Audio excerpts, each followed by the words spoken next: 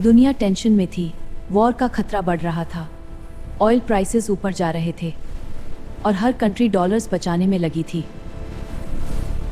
और इसी बीच इंडिया में एक अपील होती है, फिलहाल अननेसेसरी गोल्ड बाइंग अवॉइड करिए। गोल्ड खरीदने से कंट्री को क्या प्रॉब्लम हो सकती है। हर कंट्री के पास एक इमरजेंसी लॉकर होता है जिसे कहते हैं फॉरेक्स रिजर्व। ये रिजर्व यूज होता है ऑयल खरीदने में, इंपोर्ट्स में, इमरजेंसीज में और रुपी को स्टेबल रखने में। इंडिया बहुत सारा क्रूड ऑयल बाहर से खरीदता है और पेमेंट डॉलर में होती है। मतलब जितना ज्यादा इंपोर्ट उतने ज्यादा डॉलर्स बाहर। इंडिया दुनिया के सबसे बड़े गोल्ड बायर्स में से एक है। गोल्ड इंपोर्ट करने के लिए भी डॉलर्स देने पड़ते हैं। वॉर और ग्लोबल टेंशन्स के टाइम ऑयल महंगा होता है, गोल्ड प्राइसेस बढ़ते हैं और डॉलर की डिमांड और ज्यादा बढ़ जाती है। अब सवाल ये है कि गवर्नमेंट गोल्ड इंपोर्ट्स बंद क्यों नहीं कर देती? क्योंकि इंडिया में गोल्ड सिर्फ ज्वेलरी नहीं, कल्चर है। लाखों जॉब्स ज्वेलरी इंडस्ट्री से जुड़ी हैं और सडन बंद से स्मगलिंग भी बढ़ सकती है। इसीलिए गवर्नमेंट स्कीम्स लाती है। गोल सिंपल है, फिजिकल गोल्ड इंपोर्ट्स कम हो और डॉलर्स कंट्री में बचे रहें। इंडिया की इकोनॉमी स्ट्रांग है, लेकिन ग्लोबल क्राइसिस में स्मार्ट प्लानिंग बहुत इंपॉर्टेंट होती है।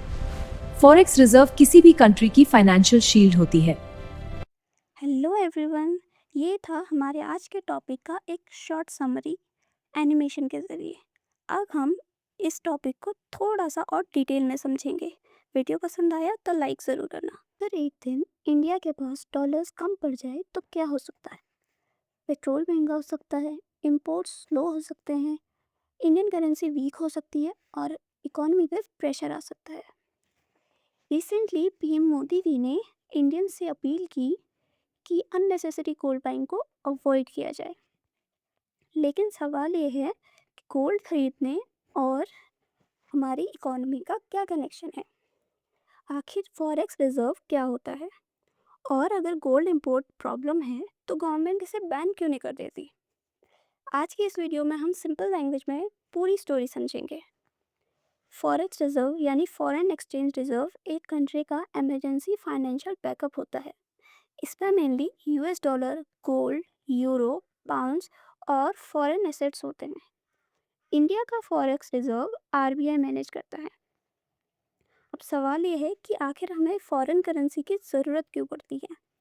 क्योंकि इंडिया बहुत सारी चीज़ें इंपोर्ट करता है, जैसे कि क्रूड ऑयल, इलेक्ट्रॉनिक्स, मशीनरी और गोल्ड। और सारे इंटरनेशनल ट्रेड मोस्टली डॉलर्स में होते हैं। मतलब अगर इंडिया को ऑयल ख़रीदना है तो पेमेंट डॉलर में करनी पड़ेगी। इसीलिए कंट्री के पास स्ट्रॉन्ग डॉलर रिजर्व होना बहुत इंपॉर्टेंट होता है। अब बात करते हैं कि फॉरेक्स रिजर्व इतना इम्पॉर्टेंट क्यों है। फॉरेक्स रिजर्व इकोनॉमी की फाइनेंशियल शील्ड की तरह काम करता है। अगर वॉर हो जाए, ऑयल प्राइसेस बढ़ जाएं या फॉरेन इन्वेस्टर्स अपने पैसे निकालना शुरू कर दे तो डॉलर डिमांड बढ़ने लगती है। ऐसे टाइम में आरबीआई रिजर्व्स को यूज़ करके इंडियन करेंसी यानी कि रुपी को स्टेबल करने की कोशिश करता है। स्ट्रॉन्ग फॉरेक्स रिजर्व का मतलब होता है ग्लोबल कॉन्फिडेंस, स्टेबल करेंसी और इमरजेंसी टाइम पे प्रोटेक्शन। अब आते हैं कि आखिर गोल्ड का इस सब में क्या कनेक्शन है। इंडिया दुनिया का सबसे बड़ा गोल्ड इंपोर्टर्स में से एक है। प्रॉब्लम यह है कि गोल्ड इंपोर्ट करने के लिए इंडिया को डॉलर्स देने पड़ते हैं। मतलब जितना ज़्यादा गोल्ड इंपोर्ट उतना ज़्यादा डॉलर बाहर। और जब ऑलरेडी ग्लोबल टेंशन चल रही हो, ऑयल एक्सपेंसिव है, स्ट्रॉन्ग डॉलर कंडीशन है, ऐसा प्रेशर जब हो तो फॉरेक्स रिजर्व पर एक्स्ट्रा लोड पड़ सकता है। इसी कॉन्टेक्स्ट में पीएम नरेंद्र मोदी जी ने अननेसेसरी गोल्ड बाइंग को अवॉइड करने की अपील की थी।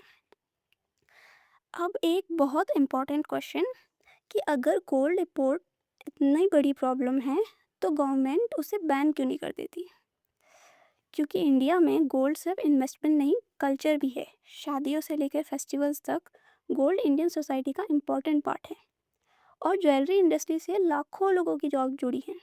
अगर गवर्नमेंट सडनली इंपोर्ट्स बंद कर दे, ज्वेलरी जैसे बिजनेस को अफेक्ट आ सकता है, एक्सपोर्ट पर इम्पेक्ट आ सकता है और इलीगल गोल्ड स्मगलिंग बढ़ सकती है।